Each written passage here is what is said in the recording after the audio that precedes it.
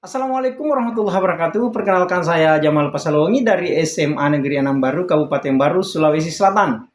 Kali ini saya akan menjelaskan satu praktik baik yang sudah saya lakukan yang berjudul pembelajaran berdiferensiasi menggunakan teks multimodal berbantuan aplikasi pada penguasaan informasi berita kelas 11 SMA Negeri Anam Baru.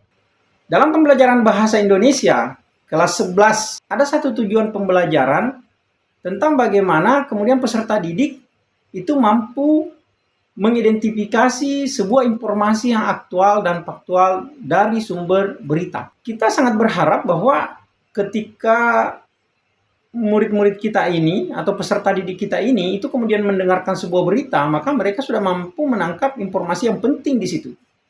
Agar murid-murid kita ini itu cepat mengidentifikasi informasi berita yang ada dalam sebuah video pemberitaan atau informasi teks. Nah, saya membutuhkan beberapa teks multimodal dalam hal ini. Teks multimodal itu ada beberapa teks yang apakah bisa dibaca, didengar, atau ditonton. Nah, itu kemudian saya kumpulkan dan mencoba melatihkannya kepada murid-murid kita ini dengan berbantuan aplikasi. Ada 3 aplikasi penting yang kemudian saya lakukan dalam pelatihan ini. Yang pertama itu adalah Edpuzzle, kemudian ada audio record, dan kemudian yang ketiga adalah quizzes. Tantangan yang harus saya hadapi ketika mencoba hal ini. Nah, tantangan yang pertama adalah, saya sudah sebutkan sebelumnya bahwa ketika peserta didik itu tidak mudah memahami metode konvensional yang hanya dengan video biasa. Itu ada kesulitan di situ. Saya masukkan sebagai sebuah tantangan. Kemudian, tantangan kedua saya adalah saya harus memilih dan memilah teks multimodal dengan teliti. Kemudian yang ketiga, aplikasi bantuan untuk latihan pemahaman tadi ini itu harus memiliki tingkat keterbacaan yang baik.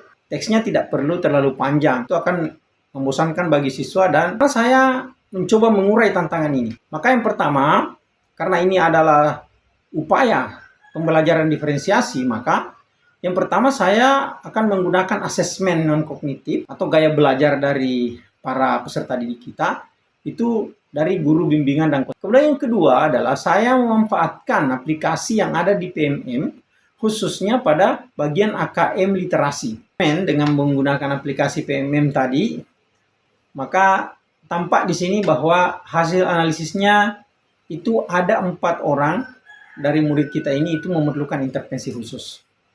Kemudian ada 10 orang yang sudah memahami pemahaman dasar tentang identifikasi informasi itu. Kemudian ada 7 yang sudah cakap, yang sudah bagus di dalam memahami informasi, tetapi tidak ada yang berada pada tingkat mahir. Nah, ini adalah hasil PMM, bisa kita lihat. Dari 2 asesmen yang kemudian kita perhatikan, non-kognitif dan kognitif tadi itu, maka selanjutnya kita akan masuk dalam proses pembelajaran. Nah, pada proses pembelajaran ini saya menggunakan metode pembelajaran PBL atau Problem Based Learning, pembelajaran berbasis masalah.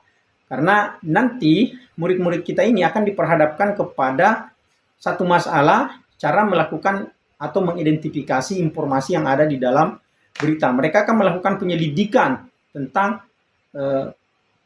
apa sebenarnya informasi yang penting dalam berita tersebut. Karena dia memiliki sintak, maka kita akan menuruti langkah-langkah metode pembelajaran PBL ini.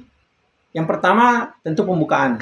Di sana saya kemudian memulai dengan berdoa, presensi, dan kemudian yang paling penting di situ adalah persepsi dengan beberapa pertanyaan-pertanyaan pemantik. Kemudian yang kedua adalah tahap orientasi. Pada tahap orientasi ini, itu saya menyiapkan beberapa teks.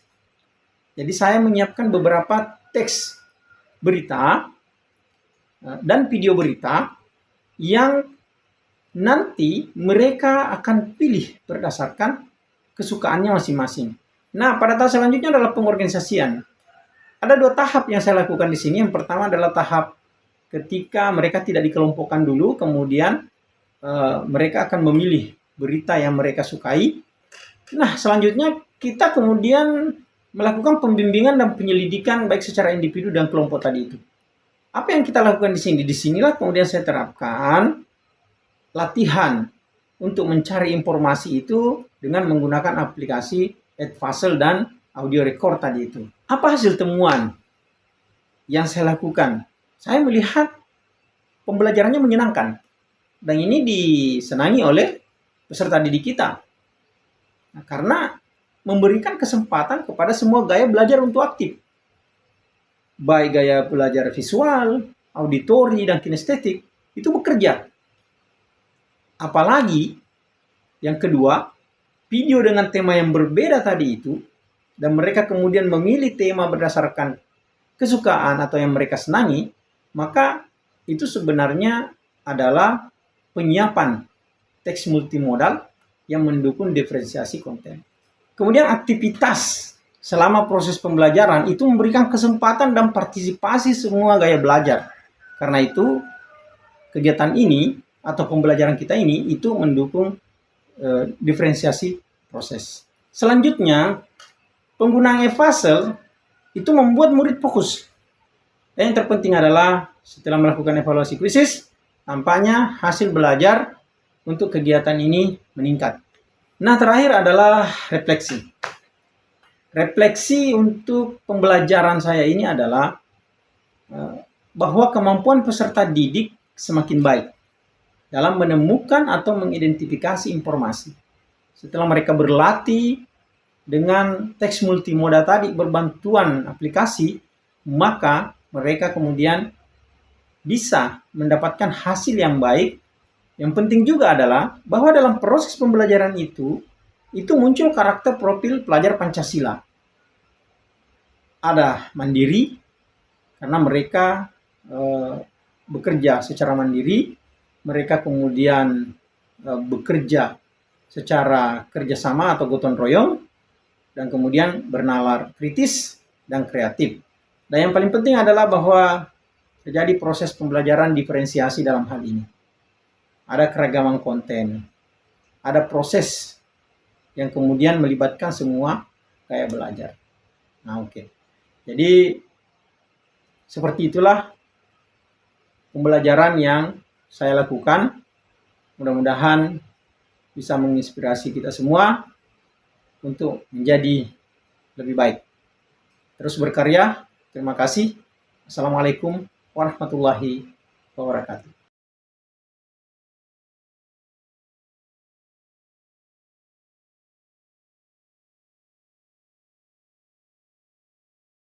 Assalamualaikum warahmatullahi wabarakatuh. Saya Sahabudin, Kepala SMA Negeri Enan Baru, memberikan dukungan atas praktek baik yang dilakukan oleh guru kami, Bapak Jamal Paslowongi, untuk mengikuti Jambore GTK 2024. Ya, bagaimana Bapak setelah mengikuti diseminasi tadi? Baik, jadi tadi saya sudah mengikuti diseminasi, banyak hal yang membuat menjadikan inspirasi bagi saya untuk bisa diterapkan di sekolah saya, untuk literasi dan numerasi, kemudian bagaimana asesmen yang awal diberikan, kemudian diberikan Edpuzzle, sehingga siswa merasa tertarik untuk mengikuti pelajaran tersebut. Bagaimana Pak diseminasi saya tadi itu menurut Bapak? Terima kasih. Diseminasi itu sangat membantu pembelajaran saya, seperti apa yang pernah saya lakukan di metode pembelajaran Jigsaw itu, karena sangat membantu sekali, karena dalam mengambil sebuah film dan anak-anak langsung menyimpulkan. Putri Kesyaharsandi dari kelas 11, saya merasa sangat senang belajar menggunakan Edpuzzle karena saya lebih mudah mendapatkan informasi yang ditampilkan lewat video-video yang ada. Kenalkan, nama saya Rahmatullah dari kelas 11. Saya sangat merasa senang menggunakan aplikasi Edpuzzle karena membantu saya dalam proses pembelajaran untuk mencari informasi dalam video.